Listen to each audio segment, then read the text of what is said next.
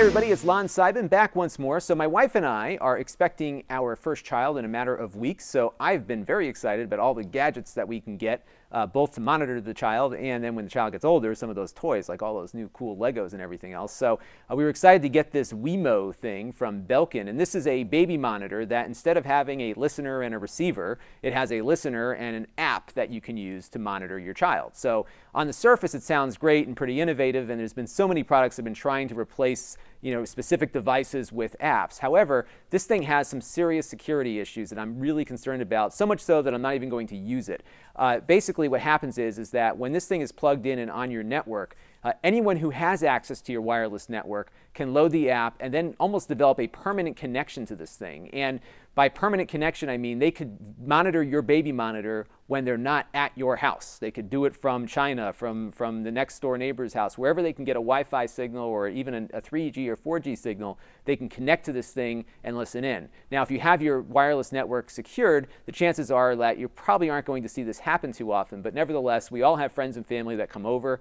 People do have ways of getting into wireless access points, and some people, and I hope it's not you, leave their wireless access points unsecured completely, which makes this thing just as vulnerable as those old baby monitors that people could pick up with a scanning radio. So that warning said, let's go and take a look at what this thing does though, and this is it. This is the base station here. I've already had it configured to use the app that it comes with to configure the thing, and it just connects to your wireless. You can put it anywhere in the house. It gets a wireless signal, and it just comes online, and it works fairly well beyond those security issues. The app, I have it running here on my iPad, is a pretty neat thing. It just listens to the audio levels and you can hear it. And the nice thing is that when you close the app, it'll run in the background like a piece of streaming music would or something else. So you can't listen to anything else on the iPad. If you load it up like YouTube or something, it'll turn off the app. So you want to make sure that your app is always loaded either in the foreground or is still running in the background, because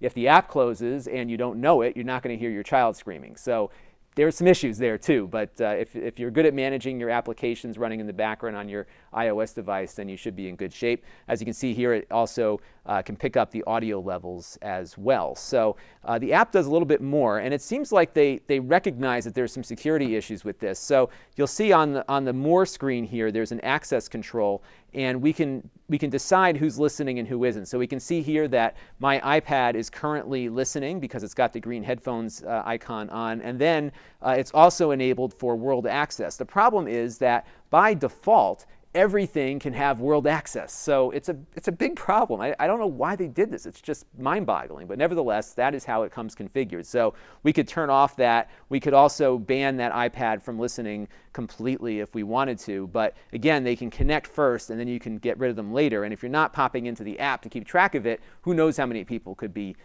loading up on here and listening in on what's going on in your house. So big problem, again, and it's something of issue.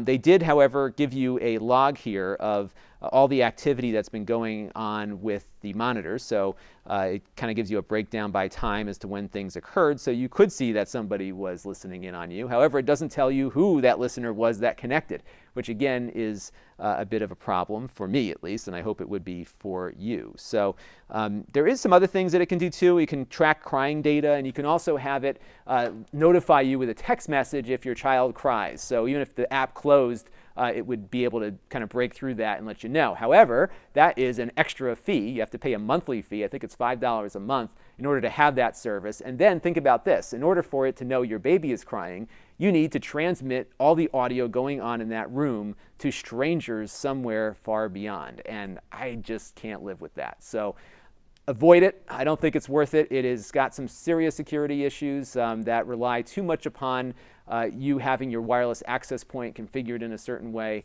and I don't think it was the appropriate choice for this product. So that is the Belkin WeMo, and I am Lon.TV. Thanks for watching.